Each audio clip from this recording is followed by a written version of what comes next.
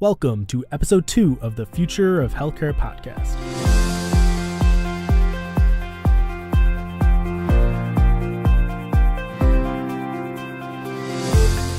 Welcome to the first regular episode of the Future of Healthcare podcast. As always, I'm your host, Nathan Dallinger, and thank you guys so much for being here today. I'm ecstatic about our guests and the conversation we had, and I guarantee you guys are going to love it too. The guest today is Dr. Samkon Gado. Dr. Gado is currently in the middle of his ENT residency at St. Louis University Hospital, and prior to going to medical school, actually played 6 years in the NFL. Now, on this podcast, not only do we discuss how his experience in the NFL translated over to medicine, but we dug deep into the importance of the spirituality of medicine, his biggest motivation, and also the role the U.S. plays in global health. So I know you guys are going to enjoy this episode. I do want to make sure I mention before we dive in that this episode is actually recorded on video, and it is up on our YouTube page, which you can find either going through the website wearethefuturehealthcare.com or searching my name on YouTube.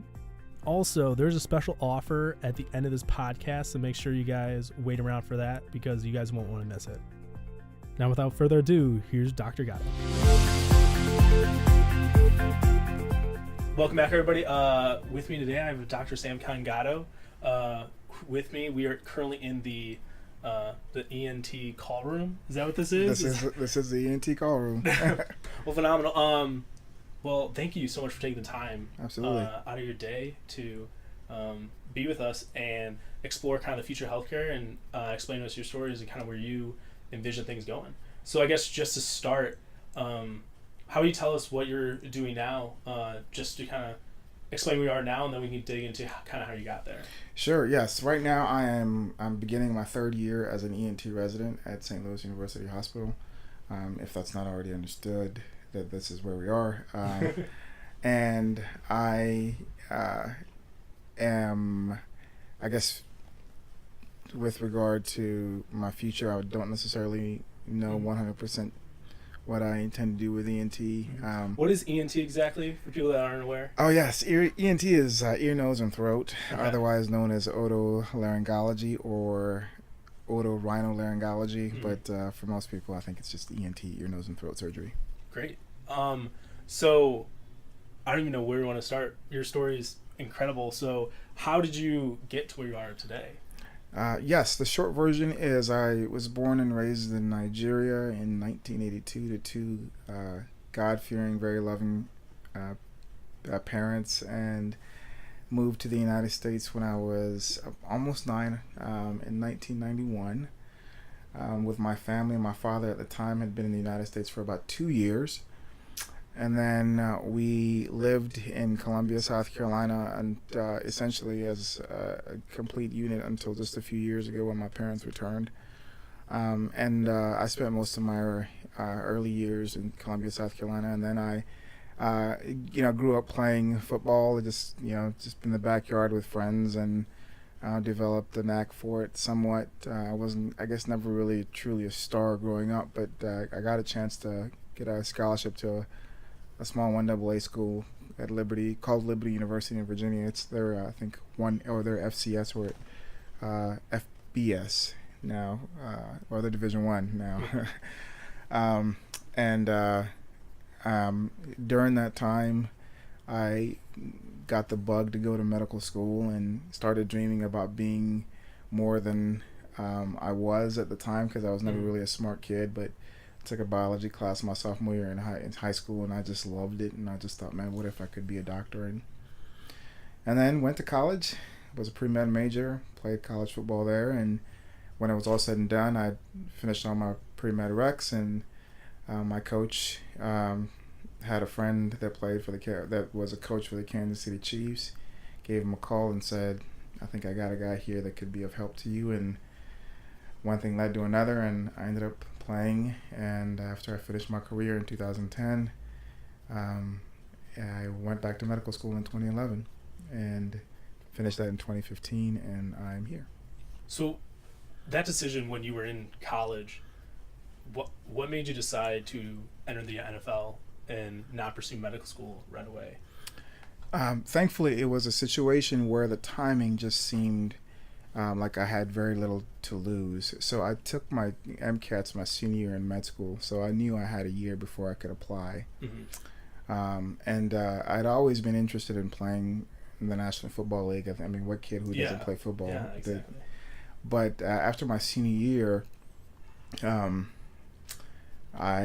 coach said, Sam, I think you have the physical skills, and I think you can do this. And he encouraged me. And he's still Ken Karcher. He's still a mentor to me today.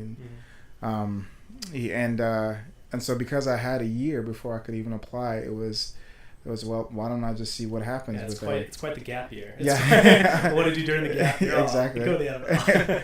So he had a very good relationship with a friend, and he put his name on the line for me, and I went out. They signed me to a practice squad contract or a free agent contract, and I made the practice squad, and so I think once I made the practice squad, you're kind of on everybody's radar, and they let me go 4 weeks into the season, but the Packers picked me up, and they were decimated by injuries that year, and so they were kind of forced to play me, and I had a couple good games, and that's just kind of how my career got started. And so I never thought that it would take off, but I just kept playing, and I thought, well, here's an opportunity to just keep doing this. Medical school will always be there. Yeah, and because I read a lot about how when you were playing, you still sought out kind of learning about medicine, and you didn't just sit by on kind of the passion you had, right? Mm-hmm. Yeah. Why? So obviously, the whole time you were in the NFL, you still felt that itch to go to or pursue something in medicine, right? Yes, and at the risk of, I should say that some of it had to do with knowing that this is, like, in the interest of self-interest. It's good to know that to widen your options, because the league is so tenuous. You just don't really know where you're going to be and if you're going to play. And I never signed that big contract to know that, okay, well, this team has invested this amount of money in me. They're more than likely going to keep me for at least a year. Mm-hmm. That was never really given to me. So I guess I always just thought that, my cut day was around the corner. And so I just wanted to make sure that I was primed and ready to go to med school should that happen. So some of it was just that. The other part was, the off season, the NFL season is really busy, but then during the off season, there's about 2 or 3 months where we have a good deal of time, where we don't have like the playbook requirements. We just required to work out. And once our, 3 or 4 hour workouts are done, we have a lot of time to fill up the day. And so it just seemed like a good use of time, to not get removed from that, because I knew the longer removed I was from it, the more likely I was to not do it. So, but and it was a great opportunity. I mean, I worked in nursing homes, assisted living facilities, and I was humbled so much, and I think it really prepared me for medical school in ways, or actually residency in ways that I never thought that it would. I definitely, just a little bit about myself. I worked as an EMT for the last 2 years. So I've always realized putting myself in those environments, in the nursing home environment in particular, it really does, as you said, humbles you to kind of how the healthcare decisions you make throughout your life determine your later health. Oh yeah. It definitely made me. It's one of the things that's encouraged me to do what I'm doing now. Yeah. So after you were in the NFL for six years? Seasons. Yeah, 6 years. And then after that, you were like, I'm ready to go back to medical school? No, I in a sense, I played as long as they were going to let me play. Mm-hmm. And I think one of the things that happens with most players is that eventually age catches up to you, and whether or not it's because your talents have declined or simply because the fresh talent is just more. They've seen what they can see from you, and they want to see if they can get more from another player. And I think that's what happened in my situation. I felt like I was still able to play, but there was a rookie by the name of LeGarrette Blount who had tremendous upside, and so they chose to go with him. Mm-hmm. And that's obviously, that decision has been vindicated many times over, just because he's a tremendous talent. And I think that's what happened to me. But on the converse, that's how I got my start. Yeah. I was that rookie, and there was a 6-year vet when I was playing who they essentially said, we're going to give this rookie a shot. So it just seemed appropriate. Mm-hmm. So, like, after those 6 years, it was the NFL was just a stepping stone to like where you are now almost. And it's how is what you learned in that experience around all those professionals in that environment really change or kind of your outlook on where your future is going in medicine? Sure. I think there are so many lessons that I learned. The two that come to mind, and I wouldn't say that they're the most important, but the two that are in the front of my mind right now. One is that I didn't necessarily think, objectively speaking, I didn't think I was a natural talent. I didn't think that I was destined to be in the National Football League like a Michael Vick or something like that. And so it was, I'm a firm believer that, that God gives you opportunities. That many people work hard, but, people worked harder than I did and were more talented than I and didn't get the chance. And so I can't control that. And I don't know what, I can't say that it was purely by the work of my hands that I was able to play in the National Football League. So I think that really opened my mind to like, it's, in life, it's really the type of person that you're becoming, the impact that you leave on people, that really determines a lot of the things that, and the opportunities that you get. And I think I had a good relationship with my coach, and I think that had a lot to do with him just going on a limb and saying, I want to give Sam a chance. So I don't think it's the smartest, it's not the fastest, it's not the most gifted that always ends up being in a position of opportunity. I think it's the one that is willing to work the hardest, willing to have an appropriate view of themselves. And I think those are the people that end up actually ultimately getting those chances. And I'm just so thankful that I got that chance. And then I think secondarily, one of the things the NFL taught me is that at the end of the day, it's results matter. At the end of the day, it's not about being a nice guy. It's not about trying hard. And there are certain instances in life where ultimately what you produce is the most important thing. And I think in professional sports, the product at the end of the day, did you win, did you lose, that's ultimately what matters. And I think in healthcare, when you're dealing with lives, trying hard doesn't cut it. And sometimes it's, if you're not best suited, you need to kind of give the way for somebody who is, and that may not necessarily sell books, but I think I found that healthcare, like sports, really does a good job of whittling away at the things that it whittles away the things that really don't matter and boils things down to the essence of what's important in a situation. And so in football, it was about winning games, and here it's about saving lives. Yeah, and just another piece about kind of your background I wanted to touch on, because I've seen you reference it before and other times. Of your father was a missionary, right? And like, has spirituality always been something important in your life, and how has that kind of affected where you are today? Sure, yeah, it's absolutely colored everything.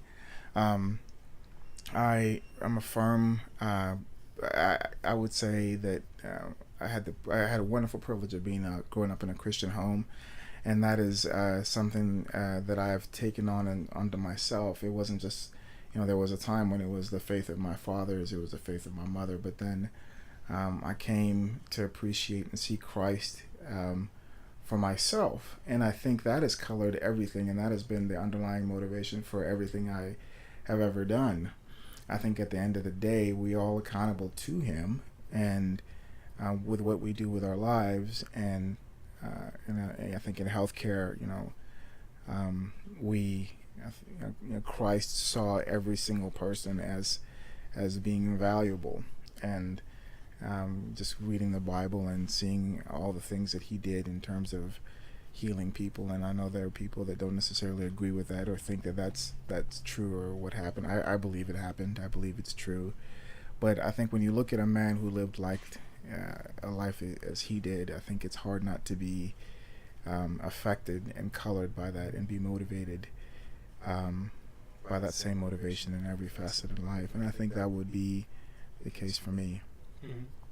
So with residency, you're going into your third year. How long is the residency? It's a 5-year residency. It's a 5-year residency. Mm-hmm. Wow. Looking ahead for yourself, where do you feel like you aspire to be at the end of residency or go to after? That's another good question. I was born and raised in Nigeria, and so speaking about all the motivations that are colored by the person of Jesus Christ, I think one of the things I've always wanted to do was go back to Nigeria and serve in a medical capacity in some way. And it's that there's 200 million people in the entire country. There's less than 300 ENTs in the entire country, and I think there might be 300 in St. Louis alone.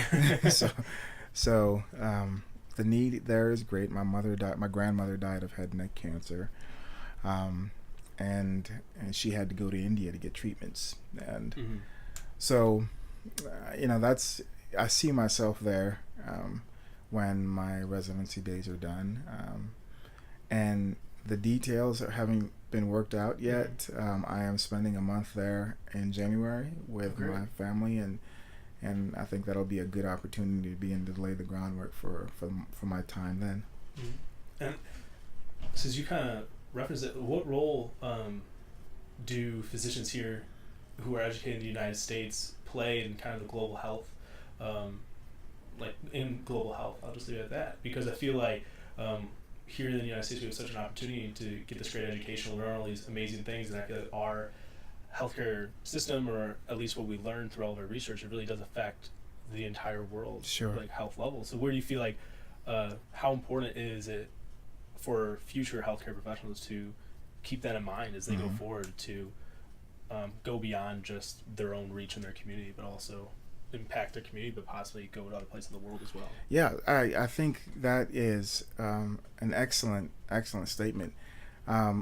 On the one hand, I don't think it's for I don't think it would be fair to expect every single physician or most physicians to spend that are trained here in the United States to go and spend a significant amount of time in another part of the world. But I think it would be good to at least recognize that we are a global community, and that even the physicians in the United States, I think, are part of that and have a responsibility to that in whatever way I think they see fit or is right in their conscience.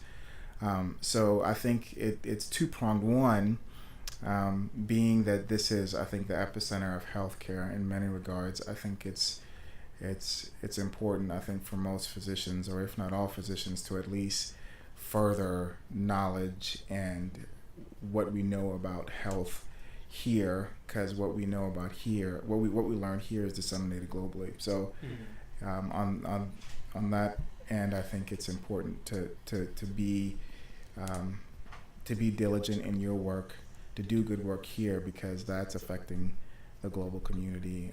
Additionally, I think there is that component of, be open to spending time in another country to see another perspective outside of your own, to better understand what the global health needs are. But then again, I don't think that's a requirement that should be put on every physician. Yes, of course. And now kind of coming back, like here at home with going through medical school and now in residency, how do you feel the current medical school program and the residency programs are really preparing medical students for the future? Do you feel like they're doing a great job, or does it vary depending on where you are? Or what's kind of your perspective on that? Yeah, so I have kind of mixed feelings about that, because I think I would say most medical schools in the United States are accomplishing what they're setting out to accomplish. And I think, so in that regard, they're doing a fairly good job in educating students and residents and young doctors with the latest technologies, with the latest research in healthcare. And so I think in that regard, I think it's hard. I feel like you'd be hard pressed to find a medical institution that's not in some way fulfilling that obligation to a satisfactory level. But I think there is an aspect of healthcare that is just as important as what we learn in the physical sciences, that I just don't think is given its due credence. And that is, I think there's a spiritual and an unseen component to health that I think is often forgotten. And I know that there has been a shift, at least in my medical school, where that was attempted. it's attempted to be addressed, but then I think it's coming very much from like a naturalistic perspective. So like these, I would say, for lack of a better word, like spiritual and metaphysical concerns with, and an example would be, showing empathy and trying to recognize that people come from different cultures and it affects their, how they perceive and value medical decision making. I think, for the most part, the medical community agrees that exists, but practically speaking, doesn't really give it the credence and that it needs to have. And so I think we I think, for instance, one of the ways that we teach empathy, there are lessons and classes on empathy. Well, and this is what you need to do to show empathy in a situation. And I think that just sounds and seems so mechanical to me, because I think empathy can't be broken down and achieved via a scientific method. I think you have to put yourself in somebody's shoes to be truly empathetic. And how do you teach somebody to do that if we don't really give full value and credence to the fact that these are spiritual beings just as much as they are physical? So I think it's getting a little metaphysical, and it's probably getting a little deep, but I think these are some of the things that I chew on and wonder if we are just missing the boat just as a medical community. Yeah, and it kind of leads reference to something we talked about before we were recording, but how being like health systems and how healthcare organizations are growing and engulfing a bunch of hospitals, and how the more of a business this whole organization is coming in, those intangible things almost get put to the wayside, because Precisely. It's not, you can't tangibly account for that benefit you're giving to that patient. Precisely. And like, what other issues have you kind of seen with that side of things? Yeah, I think, and I know in ENT, I think one of the things that I've wrestled with is there are times when, let's say a patient comes in with obstructive sleep apnea, so they're having difficulty breathing at night, and most of the time it has to do with just general overall health, and there are times when it can be like a specific anatomic reason why somebody's not breathing well at night can be pinpointed, but I think for the most part it's usually a global issue. And sometimes I just wonder if we aren't addressing the global issue. Perhaps weight loss is the most important thing, and the thing that we really need to focus on in this patient. And I'm not casting any blame, or I'm not. Far be it for me to say that that I am the vanguard is when it comes to dealing with issues like this. But I wonder, what if our focus and our efforts and our attention, even as ENTs, not just as primary care physicians, was, I want you to be able to breathe better at night. So I am going to do everything I can to help you lose weight so that I don't have to do this surgery on you that I think is only going to bring you really minimal benefit, because I don't think that's your true problem. So I think that's an example of at least an area in ENT where I think we could improve. Yeah, and it's like there's so many different areas, and it's hard to come with a real answer. And and that's one thing I was thinking about. And it kind of, as you said, you kind of took a step back. Like, I'm not casting any blame, because people are trying to do. We're not saying people aren't trying to do the right thing all the time. People are. All providers are really trying to benefit their patients, but it's hard to step back and be like, what is the best thing to do all the time? It's difficult when the true answer is a society, like a whole society needs to make a correction. Precisely. That's the hard Precisely. thing to say. Yeah.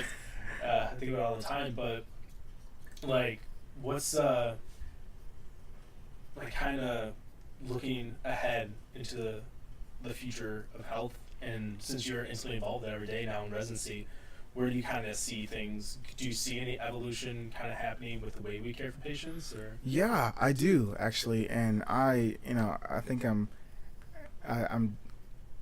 some of the research that I have taken interest in residency is in gene therapy. And for instance, for years we have treated cancer in really one of three ways: through either chemotherapy, radiation, or surgical resection. Mm-hmm. But I think now, in the last 20, 30 years, we now have immunotherapy, and now we have gene therapy as these tools that have been added to our armamentarium. And so gene therapy, in short, is we all cancers are based from a genetic defect. And so we now have the ability to correct some of these genetic defects. Mm-hmm. And so what if you could, find the specific genetic defects or genetic mutations that are driving a cancer and correct them and essentially restore function. And I think in the future that's going to be how cancer is treated. And I think we have like a clear line of sight as to how cancer can genuinely be cured. And maybe not every single cancer can be cured, but I think most would fall in that category. So I think that's an evolution that I'm really excited about, and I would love to see. And I wouldn't be surprised if it happened before my dying days. Mm-hmm. Yeah, I know it's awesome seeing all this new research that's coming out and where things are headed, and just the more you read and investigate these things, it's incredible. Yeah. Truly. Is there? Let's take a step back. But is there ever a question, because you've been interviewed a lot by a lot of people, but is there ever a question or something about yourself that you've accomplished that you're proud of but have never been able to really share or talk about? Yeah. I don't get many questions about my wife or how we met. Well, how did you guys meet? No, and I mean, I don't have a problem telling you how we met. And like I said, just because I don't get the questions doesn't necessarily mean people don't hear about it. But I think my wife is by far my greatest crowning achievement in life. I completely outkicked my coverage when I met her. But in short, she was working as a caterer. She was a molecular and cellular biology major at the University of Illinois, and she had finished school a semester and a half, or a year and a half, or half a semester early. So she was home living with her parents in St. Louis, Missouri. At the time, I was playing for the St. Louis Rams. I just joined the team, and Coach Spagnuolo was the new coach. And I'd been out of football for most of 2008. I arrived in St. Louis, and I was fully focused to make the squad. I wasn't ready to move on to medicine just yet. And so I just gotten out of a meeting where Coach Spagnuolo said, "There's no fraternizing with anyone in the organization." And so I go to get lunch that day, and I see this cute-looking girl serving lunch. And I purposely said, well, there's nothing going to happen. I mean, I just noticed her, and I wasn't going to do anything about it because at the time my focus was purely making the team. This story can get pretty long, but suffice to say that I found out that she was no longer going to be working there, and I subsequently asked her out for coffee, which she doesn't even drink coffee. We went out on a date. I didn't have a good time and was not going to ask her out again. And my buddy was like, you know what, just give her a shot. And so I was free the next weekend, so I called her up, asked her out again, and she said yes, and at that moment I was hooked. And so a year later we were engaged. 3 months after that we were married. And so that's, that my wife is like 1,000 times smarter than I will ever be. She is 1,000 times more loving, more caring, more patient than I will ever be. And I think the thing about my wife that I love the most is, I think when I look at her, I don't feel I can afford to be a slacker in life, because she just her. And she does. There's nothing that she does that forces me like directly to be a better man, but just who she is forces me to be a better person, to be a better man in all facets of life. Her presence just challenges me in so many different ways. She's one of the most diligent people. She's one of the most selfless people. She's one of the most disciplined people I have ever met. And it's a shame that most people ask to hear my story when in our home I am by far like second rate. It's not even close. Well, then I guess the follow-up question to that is going forward, where is she inspiring you to go from here? You guys together with your family? Yeah. So, I have an answer to that question. I just don't know if I'm ready to share it just yet. And I think that's a great question. I love that question, and I wish I was in a position to actually. But we were in the car the other day, and she just mentioned something that I thought I would never, ever do. Mm-hmm. And when she just the sheer, and the way she mentioned it was like a gentle challenge, and it just evoked something in me that has snowballed, and I can. I mean, it's powerful to have somebody in your life that, like, it's powerful to have somebody like that in your life to truly push you to be the best type of person you are. Oh yeah, that's the goal for so many of us, is to not only surround ourselves with people like that, but ultimately to end up with somebody like that if we choose to marry. And that's amazing. Yeah. It's, I mean, when that question couldn't be more appropriate. I mean, because that big, hairy, audacious goal that I have in front of me right now was sparked by her, and in a conversation that we had about a month and a half ago, and I never saw it coming. So, okay. Well, I guess I only have a couple more questions for you. But before I ask, is there any topic or question that you possibly want to cover about the future of healthcare, or anything that we didn't ask? Or no, I think this is my soapbox right now. Just the missing aspect of healthcare that I think doesn't get its credence, and we could talk about that all day. So I think I've addressed it enough for the sake of the podcast. I'm sure we don't have enough time, but I think just to summarize, I firmly believe in my heart and in my soul that our outcomes are, I guess, let me backtrack. I think the way that I look at healthcare right now is that you have, like there's a spiritual component or an unseen component to people's health or to people's well-being. And then there's the physical. There's the measurable, the things that you can quantify. And that, I would say, for the sake of simplicity, is like the scientific aspect. And I think we as a medical community are really, really good. Like if those are two legs to a being, I think we have one leg that is incredibly hypertrophic. It is swollen, it is strong, it's gotten a lot of attention. And then there's another leg that's just neglected, and it's atrophied, it's wasting away, it's never seen the light of day. And it doesn't really matter how strong that leg is. Somebody with 2 feet that are emaciated, or not emaciated, but thin, not strong, not muscular, can still outrun somebody with one leg. And I think where we are going as a healthcare community, I think could be so much. I mean, we could be so much more efficient in our travels. If that was a component that we gave a little bit more time and effort and energy to.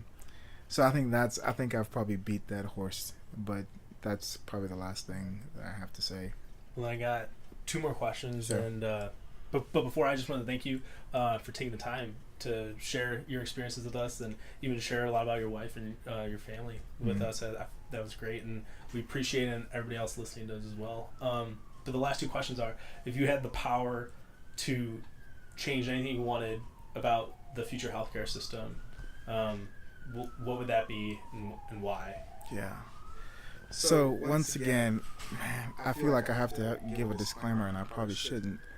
But like I said, the person of Jesus Christ, I really believe that, he said that he was God, and I know that most people don't really, it's not the politically correct thing to say, but I really think that in healthcare, if we were to see things from his perspective, if we were to see people as he saw people, then our health system would look dramatically different.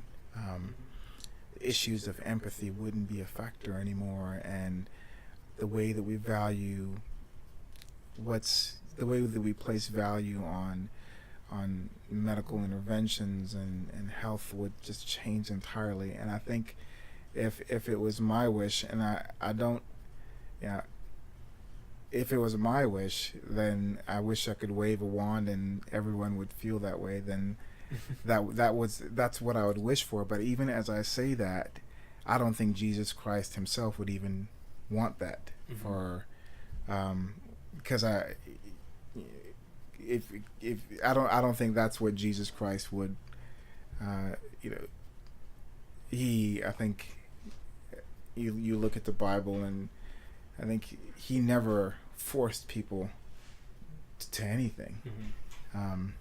And people were given the option, follow me or not. And he never put a gun to anybody's head and said, you have to believe me even though I think I'm right, or I know I'm right. So I guess that question may not necessarily have the most complete answer, but it was a good answer. Yeah. It was a great answer. Yeah. And then the final question. So as if you were speaking directly to everybody who is aspiring to be in the healthcare system, a healthcare provider, or just a person looking to improve their life wellness or the wellness of their family, what is some word of wisdom or some advice you would give to them? Okay. Do you mind rephrasing that question just so I feel like I understand what you're asking? Yeah. So, as if you were speaking directly to the future healthcare providers, we could leave it at that. And what would be some sort of wisdom or advice from all your experience, or it could even be a wish for them? Yeah. What would that be? Outside of what the last question, well, within that realm, I would say that one of the things that breaks my heart in when I look at probably med students and residents now is, and this field is so competitive, and your worth and value are tied into what you know and how much you know. And I remember when I played ball, it was how fast you ran and how good you caught. And I think part of the problem in the NFL, and I'll come full circle to answer your question, with you hear a lot about guys after they finish playing football, they have really hard time transitioning, and there's a lot of players have taken their lives, and they attribute that in part to concussions, and a lot of guys end up broke, divorce. And I think at the core of that is a failure or a loss of identity. And so for years and years, and I went through a smaller version of this, for years and years you're viewed as somewhat of an icon in society, and your value is in your ability to be able to play the sport. And for most of your formative years, that's all you've been ever viewed as. And so you form this identity that this is who you are, that you're a football player, and your value to humanity and your value to yourself are tied in your ability to play the sport. And then one day that's gone. Yeah.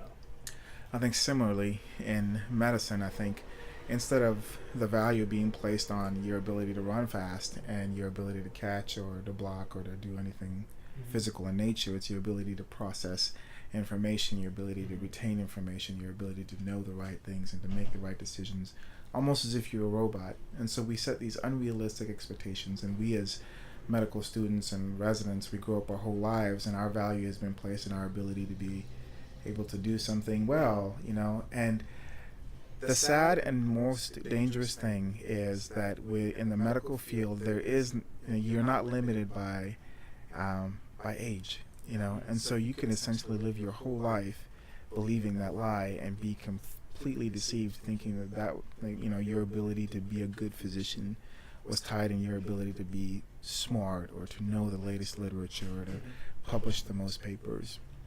And I really wish for most medical students and residents that your identity is wrapped up in so much more than what you can do as a resident or a medical student, and that there's a whole aspect to your being that is just as valuable. And so you just so happen to be in a field where this is where the focus is. But there's so much more to this than being a good medical student or knowing the Krebs cycle backwards. I think you are a human being, and you offer so much more than book knowledge. Yeah. So that would be my, and guard against that. Guard against placing your identity and your value into how well you do as a medical student, or your STEP score, or your MCAT score, or some other measure that's not ultimately important. Well, I guess we'll leave it at that. That was yes, amazing. sir. Thank you Thank so you. much for being on. Likewise. Thank you very much for having me. No, it was great. Well, there you guys go. That was the first official interview episode of the Future of Healthcare podcast. And as I stated earlier, the special offer. So from now until the start of September, everyone who subscribes and leaves a review will be entered to win one of two $50 Amazon gift cards. So make sure you guys subscribe, leave a review, and share out the podcast if you guys enjoyed it. Also, I want to remind you guys that more resources can be found at wearethefuturehealthcare.com. And this is not just a podcast where you guys hear the information and that's it. I always want to engage and bring more conversations to these topics. So I encourage you guys to find us on Facebook and hit me up on either Twitter or Instagram at handles Nathan Dollinger, because I would love to continue the conversation. Also, since this is the start of a new podcast, I would love to hear you guys' feedback, what you liked, what you didn't like, what you guys want to see more of. And I greatly appreciate all the support you guys give me. And that's all I have for you. So have a wonderful day, and I will be here next time at the Future of Healthcare podcast.